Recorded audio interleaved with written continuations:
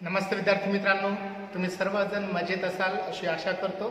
आणि एक व्हिडिओ मी मिस केला होता. तुम्हाला मी प्रॉमिस केलं होतं की आपला जो पहिला लेसन झालेला आहे some basic concept of chemistry, तर त्याचे काही न्यूमेरिकल्स आहेत. तुम्ही प्रयत्न करा आणि नाही समजलं तर मी तुमच्यासाठी त्याचा एक सेपरेट व्हिडिओ बनवेल. तर तुमच्यापैकी काही विद्यार्थ्यांचा रिप्लाय मला आला आणि त्यांना ह्या न्यूमेरिकल्सला कसं सॉल्व्ह करायचं ते एकदा त्याची एक वे पाहिजे. तर त्यासाठी मी हा व्हिडिओ तुमच्यासाठी आज बनवत आहे. ठीक आहे. तर आजच्या ह्या व्हिडिओमध्ये मी तुम्हाला लेसन नंबर फर्स्ट जो आपण 11वीचा संपवलेला आहे some basic concept of chemistry, तर त्याचे न्यूमेरिकल्स कसे सॉल्व्ह करायचे त्याचा एक वे देणार आहे. न्यूमेरिकल्स तुम्हाला सॉल्व्ह करायचे आहे, पण कशा पद्धतीने तुम्ही जायचे त्याचा एक वे तुम्हाला देईल. ठीक आहे. कोणत्या प्रॉब्लेमसाठी कोणता फॉर्म्युला ऍप्लिकेबल आहे ते एकदा ट्रिक तुम्हाला भेटली की तुम्ही कुठलाही न्यूमेरिकल्स इझिली सॉल्व्ह करू शकता. ठीक आहे. तर जास्त वेळ न घेता आपण आपल्या न्यूमेरिकल्सकडे जाऊया. पण न्यूमेरिकल सॉल्व्ह करण्याच्या अगोदर तुम्हाला ह्या टॉपिक मधले जेवढे बेसिक फॉर्म्युलेज आहेत ते बेसिक फॉर्म्युलेज माहिती असणं गरजेचं आहे. ठीक आहे. तर आपण सुरुवातीपासून काही पाहूयात, त्याचं रिव्हिजन करूया, रिवाइज करूया जो टॉपिक आपला झालेला आहे तो. तर ह्या टॉपिकमध्ये एकदम पहिल्या लेक्चरमध्ये मी तुम्हाला सम बेसिक कन्सेप्ट ऑफ केमिस्ट्रीमध्ये केमिस्ट्री काय आहे, how you will define chemistry, त्याची डेफिनेशन सांगितली. Chemistry is the branch of science which deals with the study of structure, composition, properties and chemical reactions of matter. आणि त्यानंतर मॅटरबद्दल तुम्हाला सांगितलं की it is anything or any substance that has mass and volume. हो की नाही. आणि नंतर मग मॅट्रिकचे क्लासिफिकेशन्स आपण पाहिले. हे सगळे थेरॉटिकल पोर्शन झालेलं आहे. आणि हा थेरॉटिकल पोर्शन तुमच्या नवीन सिलेबसमध्ये किंवा रिड्यूस केलेल्या सिलेबसमध्ये कमी करण्यात पण आलेला आहे. पण माहिती असणं कधीही योग्यच आहे, कारण की बेसिक गोष्ट आहे. बेसिक गोष्टीच माहिती झाल्या नाही तर पुढच्या गोष्टी थोड्याशा समजायला थोड्या अवघड जाईल. म्हणून त्या गोष्टी आपल्याला माहितीच करून घ्यायच्या, जरी रिड्यूस करण्यात आलेल्या आहे सिलेबसमधून तरी देखील. ठीक आहे. नंतर मग आपण काही केमिकल कॉम्बिनेशनचे लॉज बघितले, ते पण थेरॉटिकल आहे. हो की नाही. पण त्या थेरॉटिकलच्या लॉमध्ये एक फॉर्म्युला मी तुम्हाला दिला होता. तो फॉर्म्युला तुम्हाला लक्षात ठेवायचा आहे पर्सेंटेज कंपोजिशनसाठी. So percentage composition of any atom, कुठल्याही कंपाऊंड मध्ये एक जो पर्टिक्युलर ॲटम आहे, कुठलाही ॲटम घ्या, त्याचं पर्सेंटेज कंपोजिशन कसं काढायचं त्यासाठी आपण पाहिलं होतं की त्या ॲटमचं त्या कंपाऊंड मध्ये असणारं मास त्याला डिवाइड केलं होतं आपण त्याच्या मॉलिक्युलर मास आणि मल्टिप्लाइड केलं होतं त्याला 100. हा पहिला फॉर्म्युला आपण केमिकल कॉम्बिनेशनच्या लॉज मध्ये डिस्कस केला होता. ठीक आहे. त्यानंतर मग ॲटॉमिक मास काय असतं ते पाहिलं. बघ ना, ॲटॉमिक मास नंतर ॲव्हरेज ॲटॉमिक मासच्या पोर्शन मध्ये पण आपण एक फॉर्म्युला पाहिला होता, ॲव्हरेज ॲटॉमिक मास कसं काढायचं. सो ॲव्हरेज ॲटॉमिक मास त्यासाठी आपण केलं होतं percentage of isotope into its atomic mass. ठीक आहे. सपोज एखाद्या ॲटमचा तुम्हाला ॲव्हरेज ॲटॉमिक मास काढायचा आहे, तर त्यासाठी त्याचे आयसोटोप दिले जाईल. त्या आयसोटोप्स पैकी जो पहिला आयसोटोप आहे तर किती पर्सेंटेज मध्ये आहे आणि त्याचा ॲटॉमिक मास किती आहे. मग जेवढे तुमचे ॲटम्स आयसोटोप्स असतील त्या सगळ्यांची तुम्हाला काय करायची, सम करायची आणि त्याला डिव्हाइड करायचं. कशाने त्याला डिव्हाइड करायचं 100.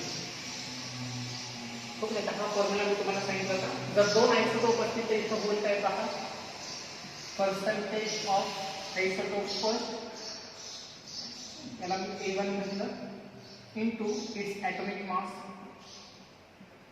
Plus percentage of A2 second isotope multiplied by it's atomic mass आणि ह्यांना डिवाइड बाय काय केलं 100.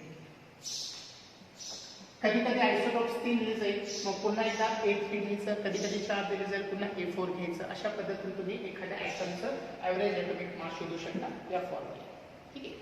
त्यानंतर मग मॉलिक्युलर मास काय असतं, तर मॉलिक्युलर मास म्हणजे काय की त्याच्यामध्ये जेवढे ॲटम्स आहेत त्या सगळ्या ॲटम्सच्या मासेसची काय करतो, बेरीज करतो. पण ते जे मासेस आपण पाहिले ॲटॉमिक मासेसची बेरीज म्हणजे तुम्ही ते युनिफाईड युनिटमध्ये वापरता. हो का नाही. म्हणजे सपोज हायड्रोजनचा ॲटॉमिक मास 1.008, त्याला युनिफाईड युनिट म्हणतात. कार्बनचं 12 युनिफाईड युनिट. मग जेवढं जर कार्बन हायड्रोजन असतील तर किती कार्बन किती हायड्रोजन आहे त्या सगळ्यांचे ॲटॉमिक मासेसची एकत्र बेरीज केली तर तुम्हाला मॉलिक्युलर मास मिळतं. ठीक आहे. हा मॉलिक्युलर मासचा फॉर्म्युला तुम्हाला माहिती पाहिजे. Molecular mass is equal to sum of atomic masses of ठीक आहे, त्याच्यामध्ये जेवढे ॲटम्स आहेत त्यांच्या ॲटॉमिक मासेसची काय करायची, बेरीज करायची.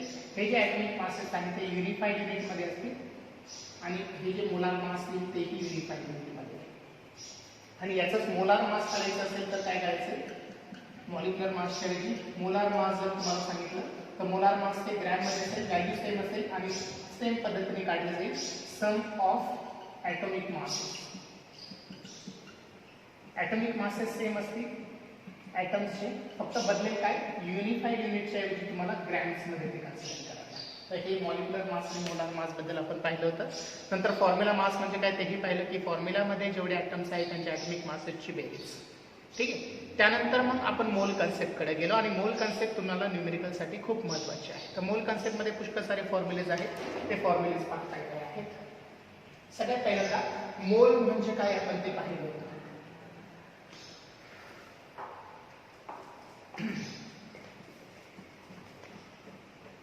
बोर्ड थोडा पुसायला थोडंसं अवघड आहे. तोपर्यंत तुम्ही मोल ट्रायंगलमध्ये जेवढे फॉर्म्युले मी दिले होते त्याची एक लिस्ट करा आणि नंतर मग मी केलेली लिस्ट आहे. बोर्ड अजून पुसला गेलेला आहे.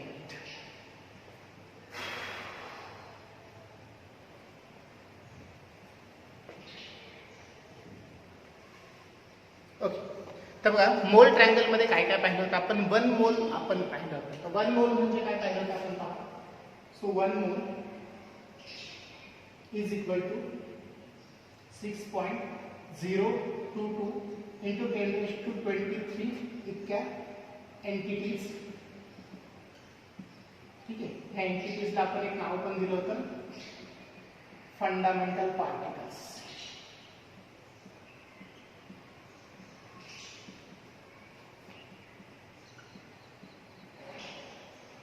ठीक आहे, त्यानंतर 1 मोल आपण हे पाहिलं तर 1 mole is nothing but molar mass of the substance.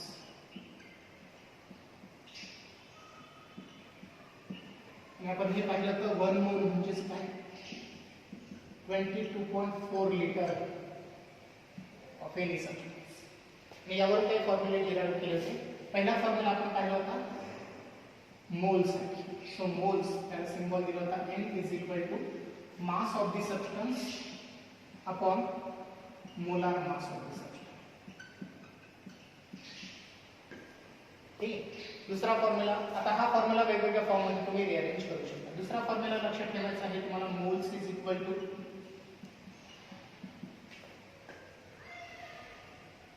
Volume upon 22.4 litre. हा पण तुम्ही वेगवेगळ्या फॉर्ममध्ये रिअरेंज करून लिहू शकता. शेवटचा फॉर्म्युला दिला होता फंडामेंटल पार्टिकल्स किंवा मोल्स आर इक्वल टू, मोलच्या ऐवजी आपण तिथे दिलं होतं fundamental particles. Fundamental particles are equal to n into Avogadro's number. Avogadro's number म्हणजे 6.022 इंटू 10⁻². तर हे बेसिक फॉर्म्युलेज आहेत. या फॉर्म्युल्यावरून तुम्ही काय करू शकता, न्यूमेरिकल सॉल्व करू शकता. ठीक आहे, आता हा पेन जो आहे तो थोडासा फिका चालत आहे बोर्डवरती. तुम्हाला बोर्डचं दिसतंय का? चला, दिसतंय थोडंफार. मी अपलोड करताना त्याचं क्वालिटी जरा हाय केलं म्हणजे तुम्हाला काही अडचण येणार नाही. Okay, so these are all the formulas we have studied in the board concept. हो की नाही? आणि ह्याच्या बेसिसवरती काय करायचे आहेत आपल्याला, न्यूमेरिकल सॉल्व करायचे.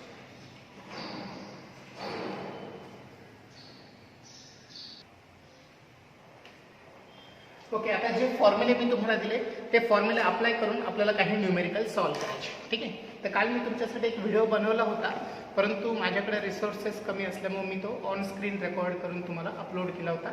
माहीत नाही तुम्हाला कितपत समजलेला आहे तो, पण आज मी तेच प्रॉब्लेम तुम्हाला बोर्डवरती सॉल्व करून देतो.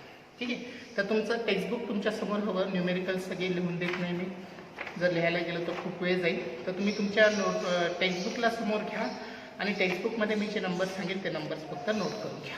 ओके, तर question number 4, page number 11, topic number 1. ठीक आहे, टॉपिक नंबर 1 मध्ये 11 नंबर पेजवरती 4th नंबरचा जो क्वेश्चन आहे त्या क्वेश्चनमध्ये काही न्यूमेरिकल्स तुम्हाला दिलेले आहेत. खूप सारे न्यूमेरिकल्स आहेत. 1 2 3 4 5 6 7, 8, 9, 10, 11, 12, 13, 14, 15, 16, 17, 18. ठीक आहे, 18 न्यूमेरिकल्स आहे. त्या 18 पैकी आपण सुरुवातीचे 8 किंवा 9 प्रॉब्लेम करूया. हो की नाही? 18 आहे तर 9 आता करू आणि 9 नेक्स्ट व्हिडिओमध्ये मी तुमच्यासाठी करून देईन. तर पहिला प्रॉब्लेम घ्या सर्वांनी. तो आहे what is the ratio of molecule in 1 mole of ammonia and 1 mole of nitric acid. तुम्हाला सांगितलेलं आहे numerical फर्स्टमध्ये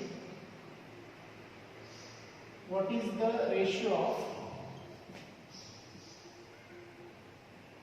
molecules in 1 mole of ammonia and 1 mole of nitric acid. Nitric acid याला म्हणतात. हा फॉर्म्युला, हा प्रॉब्लेम तुम्हाला दिलेला आहे. एकदम सोपा प्रॉब्लेम आहे. तुम्हाला एक रेशो करायचा आहे मॉलिक्युलचा आणि नंबर ऑफ मोल्स तुम्हाला दिलेला आहे. आणि कुठलाही प्रॉब्लेम सॉल्व्ह करताना सुरुवातीला काय करा, गिव्हन मध्ये तुम्हाला काय काय दिलेलं आहे त्याची लिस्ट करा. ठीक आहे, मग गिव्हन मध्ये तुम्हाला काय काय दिलेलं आहे पहा. तर गिव्हन मध्ये तुम्हाला दिलेलं आहे 1 मोल ऑफ अमोनिया आणि 1 मोल ऑफ नायट्रिक ॲसिड. म्हणजे दोघांचेही मोल्स तुम्हाला दिली, नंबर ऑफ मोल्स तुम्हाला दिलेले आहे. ठीक आहे, अमोनियाचे नंबर ऑफ मोल्स दिली आणि नायट्रिक ॲसिडचे मोल्स दिली. आणि तुम्हाला शोधायला काय सांगितलं, मॉलिक्युल्सचा रेशो. सो तुम्हाला पहिल्यांदा शोधावं लागेल दोघांमध्ये मॉलिक्युल्स किती आहेत. मॉलिक्युल्स इन अमोनिया हे तुम्हाला शोधायचे आणि मॉलिक्युल्स इन नायट्रिक ॲसिड हे पण तुम्हाला शोधायचे. ठीक आहे, मग आता हे दोन्ही जर शोधले तर आपण रेशो देऊ शकतो ना. त्यांच्या मॉलिक्युल्सचा, अमोनियाच्या नायट्रिक ॲसिडच्या मॉलिक्युल्सचा रेशो देऊ शकतो. त्यासाठी मॉलिक्युल्स आपल्याला लागतात. मग आता सोल्युशन कसं करायचं पहा. सोल्युशन्स करत असताना तुम्हाला पहिलं मॉलिक्युल्सचं सोल्युशन करायचं. So molecules in ammonia. मग मॉलिक्युल्ससाठी काय फॉर्म्युला आहे. मॉलिक्युल्स म्हणजे फंडामेंटल पार्टिकल्स. मग फंडामेंटल पार्टिकल्स कसे काढतो आपण, नंबर ऑफ मोल्सला काय करतो, ॲव्होगॅड्रोज नंबरने मल्टिप्लाय करतो. हा फॉर्म्युला तुम्हाला आठवला पाहिजे. So number of molecules is equal to n into Avogadro's number, त्याला आपण n म्हणतो. ठीक आहे, मग आता अमोनियाचे नंबर ऑफ मोल्स किती दिले 1 आणि अमोनियाच्या ॲव्होगॅड्रोज नंबरची व्हॅल्यू किती असते 6.022 इंटू 10⁻². ओके, म्हणजे त्याचं उत्तर फायनल किती 6.022 इंटू 10⁻23. ओके, आता दुसरा आपण शोधले molecules in nitric acid. Same formula, molecules in nitric acid n into Avogadro's number. Number of moles दिलेला आहे 1, ॲव्होगॅड्रोज नंबर आहे 6.022 इंटू 10⁻23. याचाही व्हॅल्यू किती 6.022 इंटू 10⁻23. मग दोघांचे पण मॉलिक्युल्स काय आले, सेम आहे. मग जर आपण यांचा रेशो काढला, रेशो काढायचा म्हणजे काय करायचं, molecules of ammonia upon molecules of nitric acid, हा रेशो तुम्हाला काढायचा. मग मॉलिक्युल्स ऑफ अमोनिया किती आले 6.022 into 10⁻23 upon molecules of nitric acid पण किती आले 2 इंटू 10⁻23. कॅमेऱ्यामध्ये दिसते तुम्हाला या सगळ्या गोष्टी. ओके, दिसत आहे. ठीक आहे, मग आता मला सांगा हा रेशो इज इक्वल टू काय 1:1, 1/1, त्यालाच आपण कसं घेऊ 1:1. So your answer is ratio of molecules of ammonia to nitric acid is equal to 1:2. तर अशा पद्धतीने आपण पहिला प्रॉब्लेम सॉल्व्ह करणार आहे. ठीक आहे, चला दुसरा प्रॉब्लेम घ्या.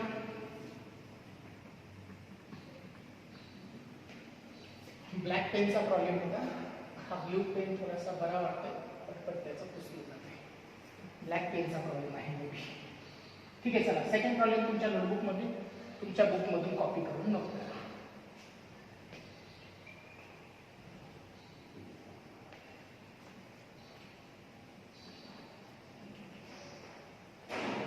प्रॉब्लेम नंबर्सने दिले, अल्फाबेट्स दिलेले आहेत. ए नंबरचा मी सॉल्व्ह केला, बी नंबरचा सॉल्व्ह करायचा आहे. बी नंबरचा प्रॉब्लेम आहे calculate number of moles of hydrogen in 0.448 litre of hydrogen gas at ST. Calculate the number of moles of hydrogen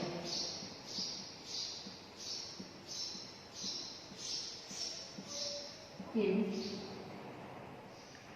0.448 liter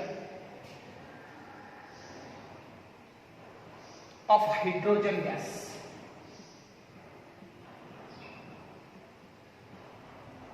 at HTP कंडिशनला हायड्रोजन गॅस जर तुम्हाला एवढा दिला तर त्याचे मोल्स किती आहे हे तुम्हाला शोधायचे. पुन्हा सेम प्रकारे प्रॉब्लेम सॉल्व करा. गिव्हन नोट करा. गिव्हन मध्ये तुम्हाला काय दिले, हायड्रोजन गॅसचं एचटीपी कंडिशनला व्हॉल्यूम दिलं. So volume is given, it is equal to 0.448 litre. ठीक आहे. एचटीपी कंडिशन म्हणजे कोणत्या, standard temperature pressure. Standard temperature असतं 25 डिग्री सेल्सिअस. केल्विनमध्ये तुम्ही ते केलं तर 298 केल्विन इतकं होईल आणि प्रेशर असतो 1 ॲटमॉस्फेरिक प्रेशर. ठीक आहे. तर ह्या कंडिशनला एक हायड्रोजन गॅस आहे, त्याचं व्हॉल्यूम जे आहे ते त्यांनी दिलेलं आहे आणि तुम्हाला काय शोधायला सांगितलंय, नंबर ऑफ मोल शोधायचे हायड्रोजनचे. ठीक आहे. मग नंबर ऑफ मोल्ससाठी वेगवेगळे फॉर्म्युलेज आहे. आपल्याला इथं कोणता फॉर्म्युला अप्लायचा, व्हॉल्यूमशी कोरिलेट करून असणारा फॉर्म्युला. मग आपल्याला फॉर्म्युला आठवला पाहिजे सोल्युशन करण्यासाठी. तर सोल्युशन करण्यासाठी फॉर्म्युला तुम्हाला लागेल, number of moles is equal to volume upon 22.4 litre. ठीक आहे. नंबर ऑफ मोल्स आपण व्हॉल्यूमवरून असं काढतो. मग व्हॉल्यूम तुम्हाला दिलेलं आहे, व्हॉल्यूम किती दिले, 0.448 लिटर अपॉन 22.4 लिटर. हे सॉल्व करा, जे उत्तर येईल ते असतील तुमचे नंबर ऑफ मोल्स. ठीक आहे. एकदम इझी प्रॉब्लेम आहे. तिसरा प्रॉब्लेम तुम्हाला दिलेला आहे, काय आहे तो पहा, नंबर 3. Problem number 3. सी नाव नंबर सी ने डिनोट केले त्याला.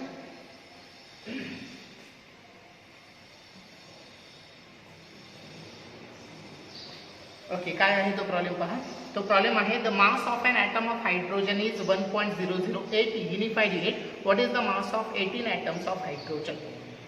मास of an atom of hydrogen is, mass of an atom of hydrogen is 1.004 per 8 unified unit. What is the mass of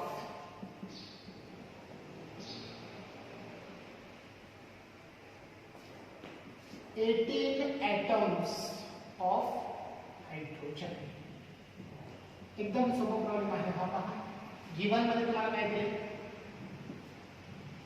एक ॲटम आहे हायड्रोजनचा, 1 ॲटम, त्याचा मास दिलेला आहे 1.008 युनिफाइड युनिट आणि आपल्याला कितीसाठी काढायचे, 18 ॲटमसाठी काढायचे. ठीक आहे. आता हे युनिफाइड युनिट आहे म्हणजे तो सिंगल ॲटम आहे. ठीक आहे. मग सिंगल ॲटमसाठी जर एवढं मास आहे तर 18 ॲटमसाठी किती, असं तुम्ही सोल्युशन मध्ये यूज करणार. Solution, so 1 atom of hydrogen is equal to 1.008 unified mass. Then for 18 atom of hydrogen,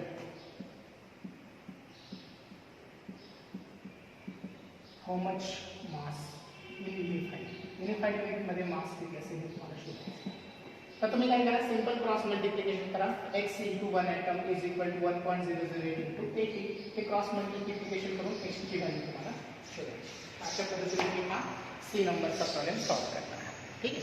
D नंबरचा प्रॉब्लेम पहा, calculate the number of moles, calculate the number of atoms in each of the following.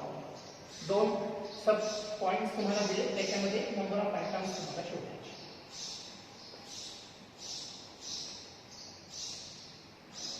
चला, तर पहिलं तुम्हाला दिले काय, calculate the number of atoms in each of the following.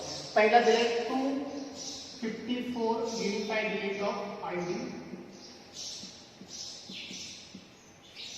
Problem लिहून घे का तुम्ही, नोटबुक तुमच्या बुकमध्ये आहे, पूर्ण लिहित नाही मी, वेळ जातोय आपला त्याच्यामध्ये. 254 युनिफाइड ऑफ आयोडीन. ठीक आहे. आयोडीनचं 245 युनिफाइड युनिट इतकं गिव्हन टर्म्स तुम्हाला दिलेले आहे आणि सांगितले की त्याच्यामध्ये calculate the number of atoms. Number of atoms आपल्याला कॅल्क्युलेट करायचे. ठीक आहे. त्यासाठी गिव्हन मध्ये त्यांनी अजून एक पॉईंट एक्स्ट्रा दिलेला आहे, ते म्हणजे युनिफाइड युनिटमध्ये आयोडीनचं ॲटॉमिक मास दिले 127 युनिफाइड युनिट. तुमच्या बुकमध्ये लिहा, आयोडीनचं ॲटॉमिक मास दिले 127 युनिफाइड युनिट. ठीक आहे. मग 254 युनिफाइड युनिट ऑफ आयोडीन मध्ये किती ॲटम्स असतात. ओके नाही, मग पुन्हा एकदा सेम 127 हे एका आयोडीनसाठी आहे, तर 254 हे किती आयोडीनसाठी. ठीक आहे. 127 हे एक आयोडीनसाठी आहे 1 atom of iodine. मग 254 हे युनिफाईड युनिट आहे. युनिफाईड युनिट हे किती ॲटम्स आहेत? एक्स. आता इथं पण क्रॉस मल्टिप्लिकेशन करून तुम्ही ती व्हॅल्यू काढली तर तुम्हाला त्याचा आन्सर भेटेल. आणि दुसरं जे आहे ते काय आहे? 254 ग्रॅम ऑफ आयर्न. आता हा थोडासा वेगळा पॅटर्न आहे. इथं तुम्हाला ॲटॉमिक मास दिलेला आहे 127 युनिफाईड युनिट आणि इथं तुम्हाला वेट दिलेला आहे, मास दिलेला आहे 244 ग्रॅम. आता हे मोलार मास आहे. ओके. मग आयोडीनचं मोलार मास दिलेलं आहे ग्रॅममध्ये. ग्रॅम मास म्हणजे याला म्हटलं जातं. मग मासचं कन्वर्जन आपल्याला ॲटम्स मध्ये करायचं. ठीक आहे. मग ॲटम्स मध्ये कन्वर्ट करण्यासाठी आपल्याला काय करायचे पहा. ॲटम्स म्हणजे फंडामेंटल पार्टिकल्स. ठीक आहे. मग फंडामेंटल पार्टिकल्स आपण कसे काढतो? नंबर ऑफ मोल्सला ॲव्होगॅड्रोज नंबर मल्टिप्लाय करतो. ओके. मग नंबर ऑफ मोल्स मास म्हणून कसं काढलं जातं? 254 अपॉन मोलार मास. ठीक आहे. मग मोलार मास म्हणजे काय? जे एका ॲटमचा मास असतं युनिफाईड युनिट तेच ग्रॅम मध्ये घेतलं तर त्याला मोलार मास म्हणतो. मग मोलार मास किती आहे त्याचं? 127. त्याला जर ॲव्होगॅड्रोज नंबरने मल्टिप्लाय केलं तर तुम्हाला त्याचं आन्सर भेटेल. ॲव्होगॅड्रोज नंबर म्हणजे कोणता? 6.022 × 10⁻²0. हे कॅल्क्युलेशन तुम्ही जर केलं तर तुम्हाला त्याच्यामध्ये पण ॲटम्स भेटून जातील. ठीक आहे. तर हा आहे तुमचा डी नंबरचा प्रॉब्लेम.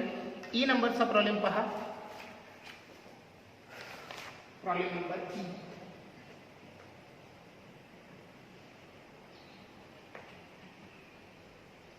काय दिलंय मी वाचतो पहा. प्रॉब्लेम आहे a student used a carbon pencil to write his homework and the mass of it was found to be 5 milligram.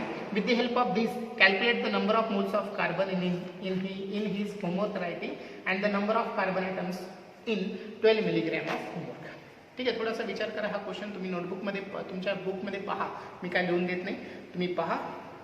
ठीक आहे. आणि त्याच्यानंतर तुम्हाला काय विचारलं त्याच्यावरती विचार करा. तर तुम्हाला एक विद्यार्थी दिलेला आहे त्या प्रॉब्लेममध्ये आणि तो विद्यार्थी कार्बनची पेन्सिल वापरत आहे त्याचा होमवर्क कंप्लीट करण्यासाठी आणि त्याने त्या पेन्सिलचं मास दिलेलं आहे 5 मिलीग्रॅम. ठीक आहे.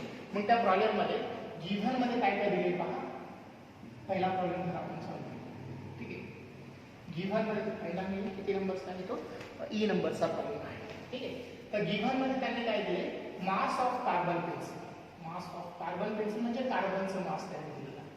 किती दिले? 5 मिलीग्रॅम. ठीक आहे. आता त्यांनी अजून काहीच दिलं नाही, फक्त कॅल्क्युलेट करायला सांगितले. पहिल्यांदा काय कॅल्क्युलेट करायचे? Moles of pencil. Moles of pencil म्हणजे कार्बन जी वापरली त्याचे मोल्स शोधायचे. मोल्स म्हणजे एन शोधायचे. ठीक आहे. ही व्हॅल्यू तुम्हाला शोधायची. आणि दुसरं काय शोधायचं? जर ती pencil the number of carbon atoms in 12 milligram of his homework writing. number of carbon atoms शोधायचे 12 milligram of carbon. ठीक आहे.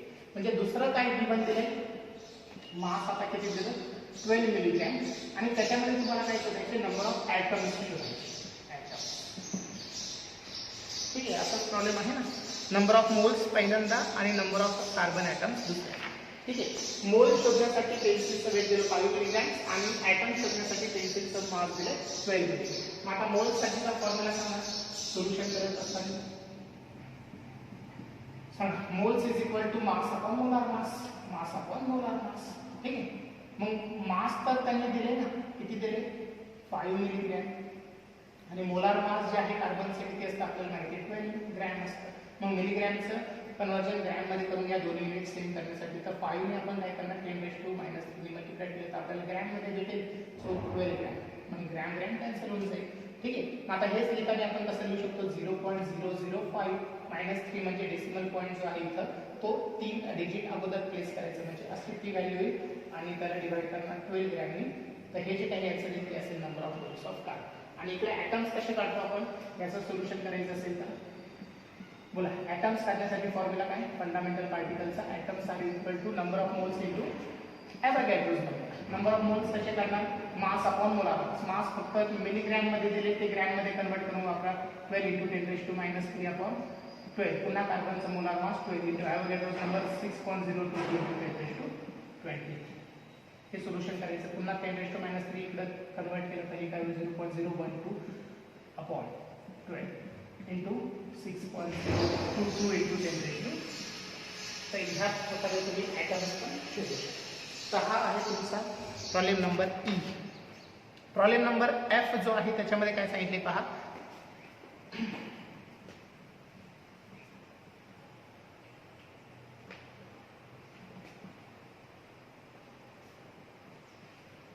प्रॉब्लेम नंबर एफ मध्ये तुम्हाला सांगितले Arjun purchased 250 gram of glucose for 40 rupees, find the cost of glucose per mole. अर्जुनने 250 gram इतकं glucose खरेदी केलं. किंवा काय केलं पहा, ग्लुकोजचं मास ऑफ ग्लुकोज 250 ग्रॅम, बरोबर. 250 इतकी ग्लुकोजची पावडर त्याने खरेदी केली 40 रुपयाला. कॉस्ट किती आहे त्याची? 40 रुपये. आणि आपल्याला काय शोधायला सांगितलं, find out the total cost of glucose per mole. प्रत्येक मोल साठी ग्लुकोजची कॉस्ट किती. ओके, सो पर मोल कॉस्ट तुम्हाला शोधायची. ठीक आहे. मग आता हे सोल्युशन कसं करायचं पहा. सोल्युशन करण्यासाठी काय करा, पहिल्यांदा मोल्स काढून घ्या. ओके, मग मोल्स कसे काढतो आपण. Moles is equal to mass upon molar mass. Mass किती आहे 250 ग्रॅम. आता मोलार मास कसं काढतो, त्यासाठी ग्लुकोजचा फॉर्म्युला लागेल C6H12O6. याचं मोलार मास म्हणजे कार्बनचं मास प्लस हायड्रोजनचं मास प्लस ऑक्सिजनचं मास. कार्बनचं मास किती असतं 12, ऑक्सिजनचे 6 ॲटम्स आहे म्हणून 6 × 12 प्लस हायड्रोजनचं मास किती असतं 1, पण ॲटम्स किती आहे 12 प्लस ऑक्सिजनचं मास किती असतं 60 इंटू त्याचे ॲटम्स किती आहे 6. हे जर तुम्ही कॅल्क्युलेट केलं तर याचं आन्सर येईल 180 ग्रॅम्स. ठीक आहे. व्हॅल्यू पाठ करून ठेवा. खूप ठिकाणी तुम्हाला ग्लुकोज वापरायचं आहे. प्रत्येक वेळेस असं कॅल्क्युलेट करत बसण्यापेक्षा वेळ घालवण्यापेक्षा 180 माहिती ठेवायचं. ठीक आहे. So 180 gram. आता इथं ग्रॅम आहे त्यामुळे कन्व्हर्जनची गरज नाही. मोल्स तुम्हाला भेटले आणि जे मोल्स भेटले, ठीक आहे, त्या मोल्सला काय करायचं 40 ने डिवाइड करायचं. हो नाही. जर 250 इतक्यासाठी एवढ्या मोलसाठी 40, तर पर मोल करण्यासाठी तुम्ही काय करणार, ते जे नंबर ऑफ मोल्स आहेत त्याला डिवाइड बाय 40 करणार. तुम्हाला पर मोल त्याची कॉस्ट भेटून जाईल. आणि शेवटचा जो जी नंबरचा जो प्रॉब्लेम आहे आपल्याला 9 पर्यंत सॉल्व्ह करायचे ना. हो, जी नंबरचा जो प्रॉब्लेम आहे त्याच्यामध्ये तो तर करू शकतो तुम्ही. ॲव्हरेज ॲटमिक मास काढायचं. तर मगाशी मी फॉर्म्युला तुम्हाला दिला होता ॲव्हरेज माससाठी. गिवन काय काय दिलेलं त्या प्रॉब्लेमसाठी पहा. गिवन्स काय काय दिलेलं आहे. Natural isotope abundance of B10 is 19.60%. B10 आहे आणि B11 आहे. 2 आयसोटोप्स आहेत. आयसोटोप्स म्हणजे काय माहिती ना, सेम इलेमेंटचे डिफरंट ॲटम्स की ज्यांचे ॲटॉमिक नंबर सेम आहे पण ॲटॉमिक मासेस डिफरंट आहे. बोरॉन आहे, बोरॉनचा ॲटॉमिक नंबर सेम असतो, ॲटॉमिक मासेस डिफरंट आहे, ते मास दिलेले आहे. हो की नाही. आणि त्यांचं पर्सेंटेज अबंडन्स पण दोघांचं दिलं. बोरॉन 10चं 19.60% आहे, 19.60. आणि बोरॉन जो 11 नंबरचा दिलाय त्याचं जे आहे ते आहे 80.4. आणि तुम्हाला काय शोधायचं, बोरॉनचं ॲव्हरेज मास शोधायचं. मग सोल्युशन करत असताना काय करणार, solution average mass is equal to percentage into molar atomic mass. Percentage किती आहे 90.60 इंटू ॲटॉमिक मास 10 प्लस दुसरा आयसोटोप त्याचे पर्सेंटेज इंटू मास, त्याचे पर्सेंटेज आहे 80.40 इंटू त्याचा ॲटॉमिक मास 11 आणि डिवाइड करणार 100. हे जर तुम्ही सॉल्व्ह केलं तर तुम्हाला त्या बोरॉनचं काय भेटेल, ॲव्हरेज ॲटॉमिक मास भेटेल. ठीक आहे. आणि शेवटचा जो प्रॉब्लेम आहे convert degree Celsius into temperature degree Fahrenheit. त्या कन्वर्जनचा फॉर्म्युले पण तुम्हाला मी दिलेले आहेत रेग्युलर क्लासेसमध्ये. बघ नाही तर ते फॉर्म्युले अप्लाय करून तुम्ही ते इझिली सॉल्व्ह करू शकता. आणि शेवटचा प्रॉब्लेम आजच्यासाठी calculate the number of moles and molecules. ठीक आहे. मोल्स पण काढायचे, मॉलिक्युल्स पण काढायचे. ॲसिटिक ॲसिड 22 ग्रॅम जर घेतला तर एकदम सोपा प्रॉब्लेम आहे. त्यासाठी फक्त तुम्हाला ॲसिटिक ॲसिडचा फॉर्म्युला माहिती आहे. ठीक आहे. गिवन मध्ये 22 ग्रॅम इतका काय दिलं, ॲसिटिक ॲसिड दिलं. ॲसिटिक ॲसिड म्हणजे CH3COOH. आणि याचे नंबर ऑफ मोल्स पण काढायचे आणि मॉलिक्युल्स पण काढायचे. मग मोल्स काढण्यासाठी फॉर्म्युला काय, मास अपॉन मोलार मास. हो की नाही. मास दिलेला आहे 22 ग्रॅम, मोलार मास त्याच्यावरून कॅल्क्युलेट करायचं. तर कार्बनचं मास किती असतं, कार्बनचे 2 ॲटम आहे, कार्बनचं मास असतं 12 × 2. हो की नाही. ऑक्सिजनचे 2 ॲटम आहे, ऑक्सिजनचं मास असतं 16 × 2 कारण की 2 ॲटम आहे. आणि हायड्रोजनचे 4 ॲटम्स आहे, एका ॲटमसाठी 1, सो × 4.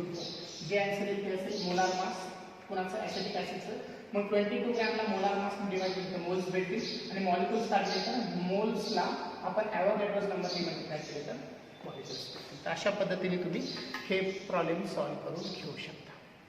ठीक आहे. त्याचे आता हा तुमच्यासाठीचा होमवर्क आहे.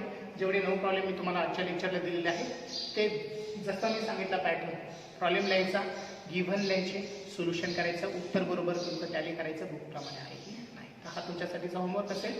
आज तुम्हाला 9 प्रॉब्लेम सॉल्व्ह करून मला उद्यापर्यंत दाखवायचे. ठीक आहे. नंतर येणाऱ्या होमवर्कला मी काही कन्सिडर करणार नाही, रिप्लाय देखील करणार नाही. जे टाईम टू टाईम देत आहे त्यांचेच नाव फक्त पुढे सबमिट केले जातील. Okay. So this is all for this lecture. Thanks for watching and have a nice day. Bye.